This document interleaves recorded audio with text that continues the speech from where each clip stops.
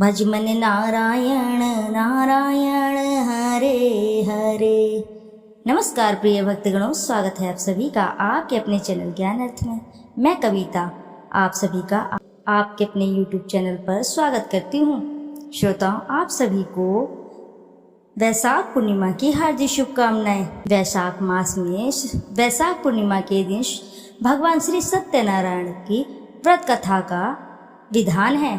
आज की इस वीडियो में आप रसपान करेंगे भगवान श्री सत्यनारायण भगवान की पावन एवं पौराणिक व्रत कथा, जिसके रसपान से भगवान श्री हरि विष्णु साधक के सभी मनोरथ शीघ्र ही पूर्ण करते हैं। तो आइए ध्यान लगाकर रसपान करेंगे। वैशाख पूर्णिमा के अवसर पर भगवान श्री सत्यनारायण की पौराणिक एवं पुण्य फलदायी व्रत कथा। एक बार की बात है, नैमिषारण्य 88,000 ऋषि मुनियों ने सूत जी से पूछा, हे प्रभु, इस कलयुग में वेद विद्या रहित मनुष्य को प्रभु भक्ति किस प्रकार मिलेगी तथा उनका उद्धार कैसे होगा। इसलिए हे मुनि श्रेष्ठ, ऐसा कोई व्रत कहिए जिससे थोड़े समय में पुण्य प्राप्त होवे तथा मनोवांछित फल मिले। ऐसी कथा सुनने की हमारी इच्छा है। सर्वशास्त्र ज्ञाता सूत जी बोले, हे वैष्णव में पूज्य, आप सबने सर्व प्राणियों के हित की बात पूछी है। अब मैं उस सर्वश्रेष्ठ व्रत को आप लोगों से कहूँगा, जिस व्रत को नारद जी ने लक्ष्मी नारायण से पूछा था। एक समय योगी राज नारद जी दूसरों के हित की इच्छा से अनेक लोकों में घूमते हुए मृत्यु लोक में आ पहुँचे। वहाँ बहुत ही योनियों में जन्मे हुए प्राय सभी मनुष्य को अपने कर्मों के द्वारा अनेक दुखों से पीड़ित देखा। सोचा कि किस यत्न के करने से निश्चय ही इनके दुखों का नाश हो सकेगा। नारद ऐसा मन में सोचकर विष्णु लोक को चले गए। वहाँ श्वेत वर्ण और 4 भुजाओं वाले देवों के ईश नारायण को, जिनके हाथों में शंकर चक्र गदा और पद्म थे तथा वर्णमाला पहने हुए थे, देखकर स्तुति करने लगे। हे भगवान, आप अत्यंत शक्ति से संपन्न हैं। मन तथा वाणी भी आपको नहीं पा सकती है। आपका आदि मध्य और अंत नहीं है। निर्गुण स्वरूप सृष्टि के कारण भूत व भक्तों के दुखों को नष्ट करने वाले हो। आपको मेरा नमस्कार है। नारद जी से इस प्रकार की स्तुति सुनकर भगवान विष्णु बोले कि हे मुनि श्रेष्ठ, आपके मन में क्या है? आपका यहाँ किस काम के लिए आगमन हुआ है? निसंकोच कहो। तब नारद मुनि बोले, मृत्यु लोक में सब मनुष्य जो अनेक योनियों में पैदा हुए हैं, अपने कर्मों के द्वारा अनेक प्रकार के दुख से दुखी हो रहे हैं। हे नाथ, मुझ पर दया रखते हो तो बतलाइए कि उन मनुष्य के सब दुख थोड़े से प्रयत्न से ही कैसे दूर हो सकते हैं। श्री भगवान जी बोले, हे नारद, मनुष्य की भलाई के लिए तुमने बहुत अच्छी बात पूछी है। जिस व्रत के करने से मनुष्य मोह से छूट जाता है, मैं कहता हूँ, सुनो, बहुत पुण्य देने वाला है। स्वर्ग तथा मनुष्य लोक दोनों में दुर्लभ एक उत्तम व्रत है।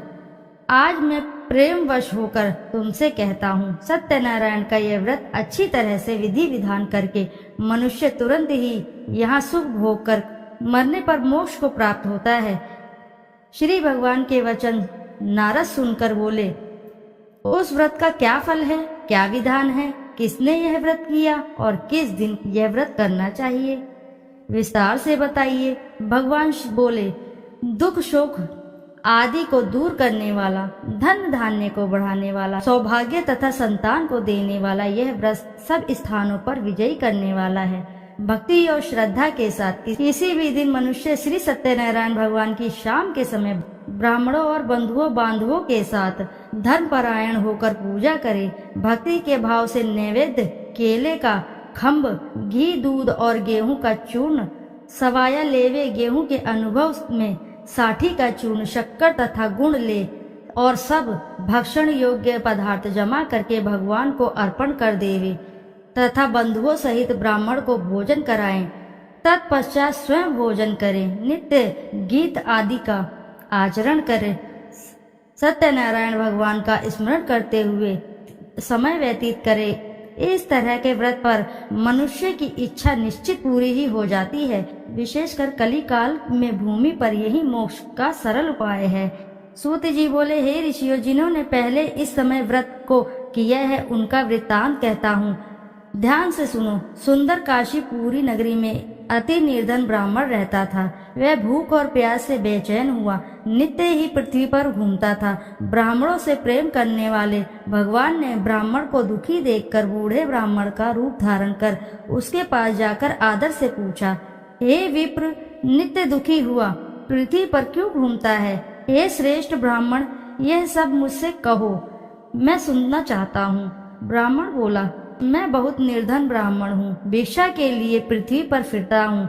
हे भगवान, यदि आप इसका उपाय जानते हो तो कृपा करके कहो। वृद्ध ब्राह्मण बोला कि सत्यनारायण भगवान मनोवांछित फल देने वाले हैं, इसलिए हे ब्राह्मण, तू उनका पूजन कर, जिसके करने से मनुष्य के सब दुखों से मुक्त मिलती है। ब्राह्मण को व्रत सारा विधि विधान बतलाकर बूढ़ा ब्राह्मण का रूप धारण करने वाले सत्यनारायण भगवान अंतर्धान हो गए। जिस व्रत को वृद्ध ब्राह्मण ने बतलाया, मैं उसका अवश्य करूंगा। यह निश्चय करने पर उस ब्राह्मण को भी नींद नहीं आई। वह सवेरे उठ गया, सत्यनारायण के व्रत का निश्चय कर भिक्षा के लिए चला।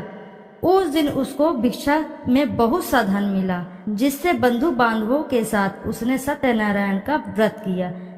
वह ब्राह्मण सब दुखों से छूटकर अनेक प्रकार की संपत्तियों से युक्त हुआ। उस समय से वह ब्राह्मण हर मास व्रत करने लगा।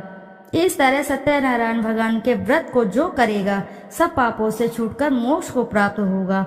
आगे जो पृथ्वी पर सत्यनारायण व्रत करेगा, वह मनुष्य सब दुखों से छूट जाएगा। इस तरह नारद जी ने सत्यनारायण का कहा हुआ यह व्रत तुमसे कहा। हे विप्र, अब मैं और कहूँ? ऋषि बोले, हे मुनिवर, संसार में इस ब्राह्मण से सुनकर किस किस ने इस व्रत को किया, हम सब वह सुनना चाहते हैं। इसके लिए हमारे मन में श्रद्धा है। सूत जी बोले, हे मुनियों, जिस जिसने इस व्रत को किया है वह सब सुनो। एक समय एक ब्राह्मण और धन ऐश्वर्य के अनुसार बंधु बांधवों के साथ व्रत करने को तैयार हुआ। उसी समय एक लकड़ी बेचने वाला बूढ़ा आदमी वहां आया और बाहर लकड़ियों को रखकर ब्राह्मण के मकान में गया। प्यास से दुखी लकड़हारा उनको व्रत करते देख ब्राह्मण को नमस्कार करके पूछने लगा कि आप यह क्या कर रहे हैं और इसका करने से क्या फल मिलता है, कृपया करके मुझे कहो। ब्राह्मण ने कहा, सब मनोकामनाओं को पूर्ण करने वाला यह सत्यनारायण व्रत है। इसकी ही कृपा से मेरे यहाँ धन धान्य की आदि की वृद्धि हो रही है। ब्राह्मण से व्रत के बारे में यह जानकर लकड़हारा बहुत प्रसन्न हुआ। चरणामृत लेकर और प्रसाद खाने के बाद अपने घर को आया। लकड़हारे ने मन में इस व्रत का संकल्प लिया, आज ग्राम में लकड़ी बेचने से जो धन मिलेगा उसी से सत्यनारायण देव का उत्तम व्रत करूंगा। यह मन में विचार कर वह बूढ़ा लकड़हारा लकड़ियां अपने सर पर रख कर जिस घर में धनवान लोग रहते थे वह ऐसे सुंदर नगर में गया। उस दिन वहां पर बूढ़े का उन लकड़ियों का दाम पहले दिनों से चौगुना मिला। तब वह बूढ़ा लकड़हारा दाम ले और अति प्रसन्न होकर अपने पक्के केले की फली, शक्कर, घी, दूध, दही और गेहूं का चूर्ण इत्यादि सत्यनारायण भगवान के व्रत की कुल सामग्रियों को लेकर अपने घर गया। फिर उसने अपने भाइयों को बुलाकर विधि विधान के साथ भगवान का पूजन किया और व्रत भी किया। उस व्रत के प्रभाव से बूढ़ा लकड़हारा धन धान्य आदि से युक्त हुआ और संसार के समस्त सुख भोग कर बैकुंठ को चला गया। श्री सूत जी बोले, हे श्रेष्ठ मुनियों, अब मैं आगे की कथा कहता हूँ। प्राचीन काल में उल्कामुख नाम का एक महान ज्ञानी राजा रहता था। वह जितेंद्रिय और सत्यवक्ता था। प्रतिदिन मंदिरों में जाता था, गरीबों में धन देकर उनके दुख दूर करता था। उसकी पत्नी कमल के समान सुंदर मुख वाली और सती साध्वी थी। एक दिन भद्रशिला नदी के तट पर वह दोनों विधि विधान सहित श्री सत्यनारायण भगवान का व्रत कर रहे थे। उस समय वहां पर साधु नामक एक वैश्य आया। उसके पास व्यापार के लिए बहुत सा धन था। वह वैश्य नाव को नदी किनारे पर ठहराकर राजा के पास आया। राजा को व्रत करते हुए देखकर उसने विनम्रता पूर्वक पूछा, हे राजन, यह आप क्या कर रहे हैं? मेरी सुनने की इच्छा है, कृपया आप यह मुझे भी समझाएं। महाराज उल्कामुख ने कहा, हे साधु वैश्य, मैं अपने बंधु बांधवों के साथ पुत्र की प्राप्ति के लिए ये श्री सत्यनारायण भगवान का व्रत व पूजन कर रहा हूँ। राजा के वचन सुनकर साधु नामक वैश्य ने आदर से कहा, हे राजन, मुझे भी इसका संपूर्ण विधि विधान बताएं। मैं भी आपके कहे अनुसार इस व्रत को करूँगा। मेरी भी कोई संतान नहीं है। मुझे विश्वास है इस उत्तम व्रत को करने से अवश्य ही मुझे संतान की प्राप्ति होगी।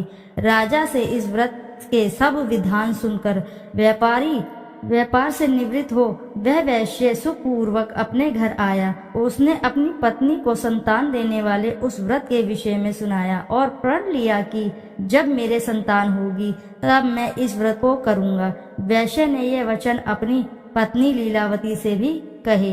एक दिन उसकी पत्नी लीलावती श्री सत्यनारायण भगवान की कृपा से गर्भवती हो गई। 10वें महीने में उसने एक अति सुंदर कन्या को जन्म दिया। दिनों दिन वह कन्या इस तरह बढ़ने लगी जैसे शुक्ल पक्ष को चंद्रमा बढ़ता है। कन्या के नाम उन्हें कलावती रखा। तब लीलावती ने मीठे शब्दों में अपने पति को याद दिलाया कि आपने जो भगवान का व्रत करने का संकल्प लिया था, अब आप उसे पूरा कीजिए। साधु वैश्य ने कहा, हे प्रिय, मैं कलावती के विवाह पर इस व्रत को करूंगा। इस प्रकार अपनी पत्नी को आश्वासन दे वह व्यापार करने विदेश चला गया।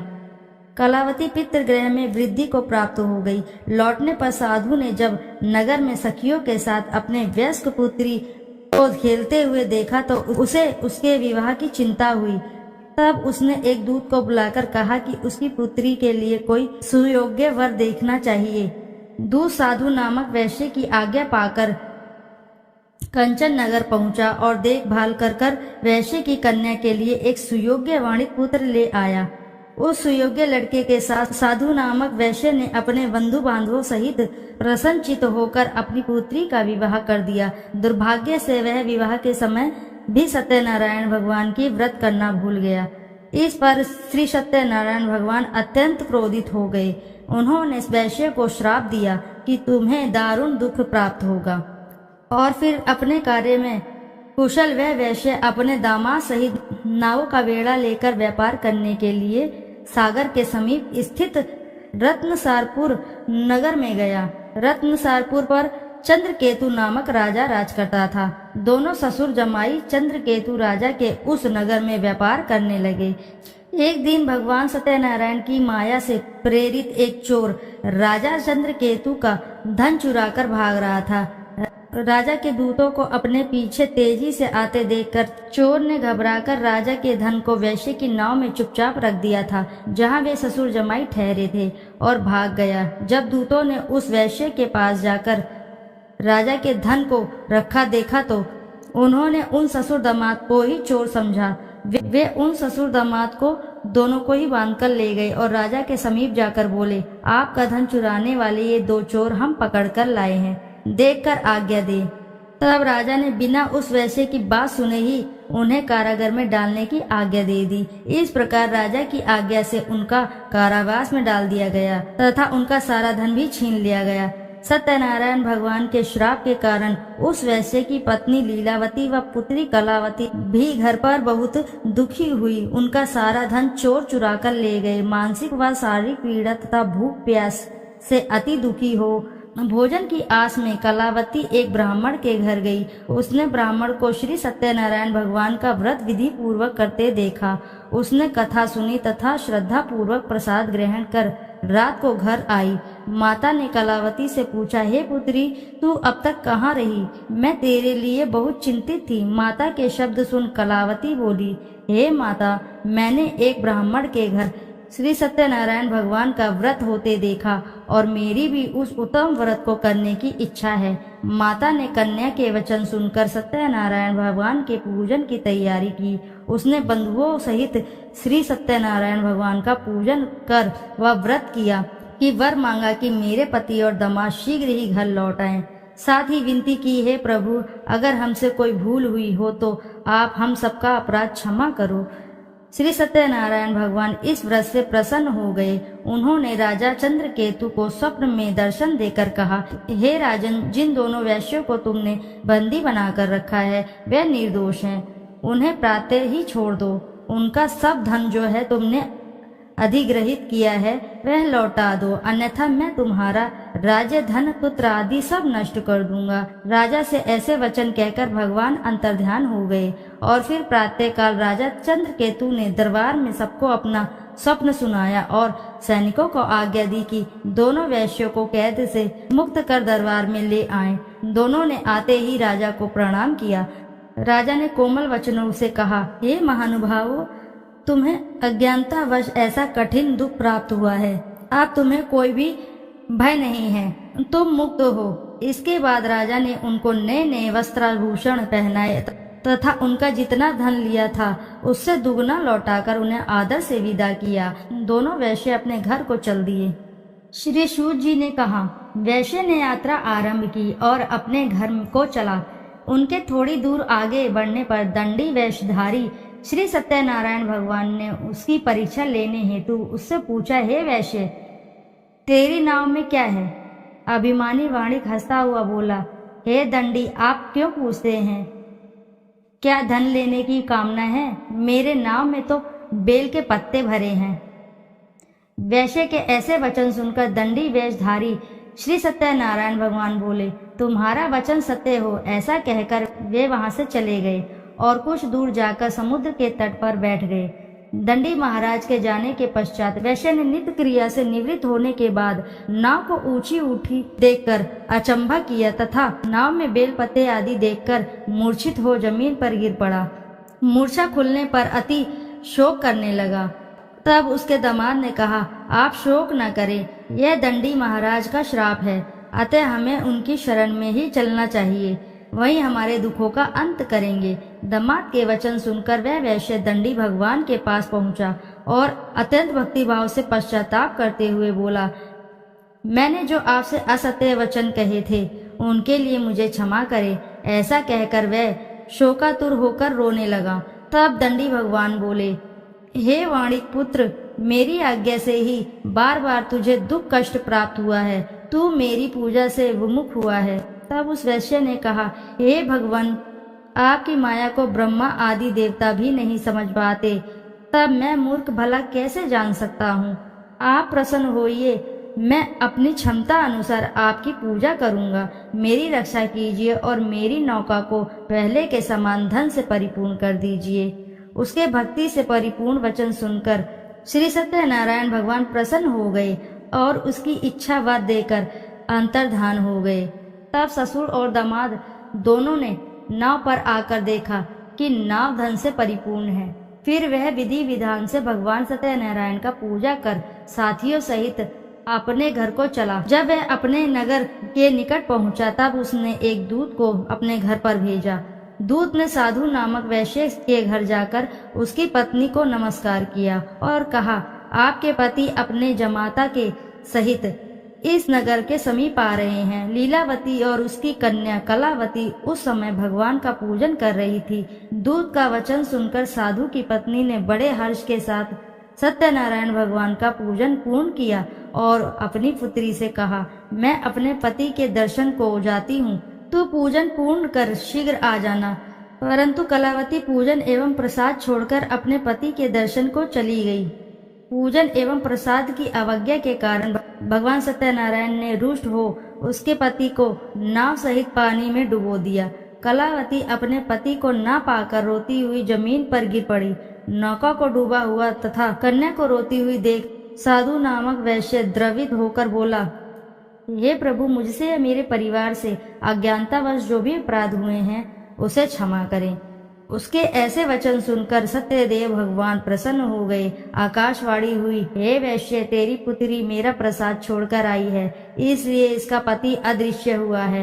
यदि वह घर पर जाकर प्रसाद ग्रहण करके लौटे तो इससे उसका पति अवश्य मिलेगा। आकाशवाणी सुनकर कलावती ने घर पहुंचकर प्रसाद ग्रहण किया और फिर आकर अपने पति को पूर्व रूप में पाकर वह अति प्रसन्न हुई तथा उसने अपने पति के दर्शन किए। तत्पश्चात साधु वैश्य ने वहीं बंधु बांधवों सहित सत्यदेव का विधि पूर्वक पूजन किया। वह इस लोक के सभी प्रकार के सुख भोग कर अंत में मोक्ष को प्राप्त हुआ। श्री सूत जी बोले, हे ऋषिगण, मैं एक और कथा कहता हूँ, आप सभी ध्यान से सुनो। सदा प्रजा के लिए चिंतित टुंडुकध्वज नाम का एक राजा था। उसने भगवान सत्यनारायण का प्रसाद त्याग कर बहुत कष्ट पाया।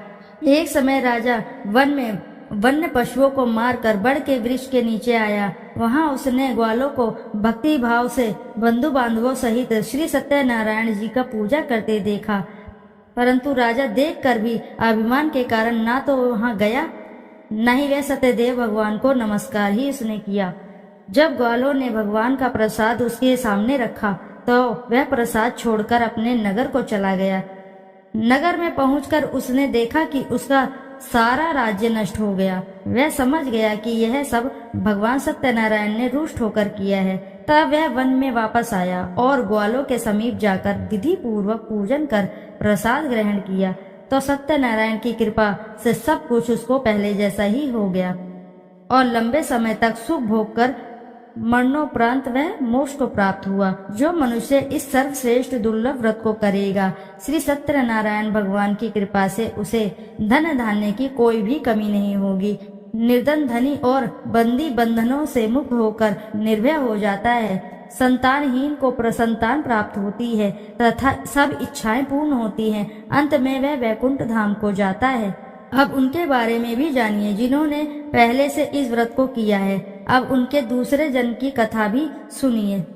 शतानंद नामक वृद्ध ब्राह्मण ने सुदामा के रूप में जन्म लेकर श्री कृष्ण की भक्ति एवं सेवा कर वैकुंठ प्राप्त किया। उल्का मुख नामक राजा दशरथ बने और श्री रंगनाथ का पूजन कर मोक्ष को प्राप्त हुए। साधु नाम के वैश्य ने धर्मात्मा व सत्य प्रतिज्ञ राजा मोरध्वज बनकर अपने पुत्र को आरे से चीर कर वैकुंठ धाम प्राप्त किया। महाराज टुंडुकध्वज स्वयंभू मनु बने। उन्होंने बहुत से लोगों को भगवान की भक्ति में लीन कराकर वैकुंठ धाम प्राप्त किया। लकड़हारा अगले जन्म में गुह नामक निषाद राजा बना, जिसने राम के चरणों की सेवा कर अपने सभी जन्मों को संवार लिया। बोलो जय श्री हरि, जय सत्यनारायण भगवान की जय। तो आइए प्रिय भक्तगणों, अब करते हैं श्री सत्यनारायण जी की आरती। जय लक्ष्मी रमणा, जय श्री लक्ष्मी रमणा, सत्यनारायण स्वामी जन पातक हरणा। जय लक्ष्मी रमणा, रत्न जड़ित सिंहासन अद्भुत छवि राजे, नारद करत निराजन घंटा ध्वनि बाजे। जय लक्ष्मी रमणा, प्रकट भये कलि कारण द्विज को दर्श दियो, बूढ़ो ब्राह्मण बन कर कंचन महल कियो। जय लक्ष्मी रमणा, दुर्बल भील कठारो इन पर कृपा करी, चंद्रचूर्ण एक राजा जिनकी विपत्ति हरी। जय लक्ष्मी रमणा, वैश्य मनोरथ पायो श्रद्धा तज दीनी, सो फल भोग्य प्रभु जी फिर स्तुति कीनी। जय लक्ष्मी रमणा, भाव भक्ति के कारण छिन छिन रूप धर्यो, श्रद्धा धारण कीनी तिनको काज सर्यो। जय लक्ष्मी रमणा, ग्वाल बाल संग राजा वन में भक्ति करी, मन वांछित फल दीनो दीन दयाल हरि। जय लक्ष्मी रमणा, चढ़त प्रसाद सवाया कदली फल मेवा, धूप दीप तुलसी से राजी सत्यदेव। जय लक्ष्मी रमणा, श्री सत्यनारायण जी की आरती जो कोई नर गावे, कहत शिवानंद स्वामी मन वांछित फल पावे। जय लक्ष्मी रमणा। तो प्रिय भक्तगणों, प्रेम से बोलो जय श्री सत्यनारायण जी की जय। यदि आपको कथा अच्छी लगी है तो वीडियो ज़रूर लाइक करें, साथ ही चैनल को सब्सक्राइब करें। एक बार अपनी सच्ची श्रद्धा से कमेंट बॉक्स में ज़रूर लिख दें, जय श्री सत्यनारायण जी की जय। फिर मिलते हैं आपसे ऐसी ही किसी कथा कहानी में। जब तक के लिए नमस्कार।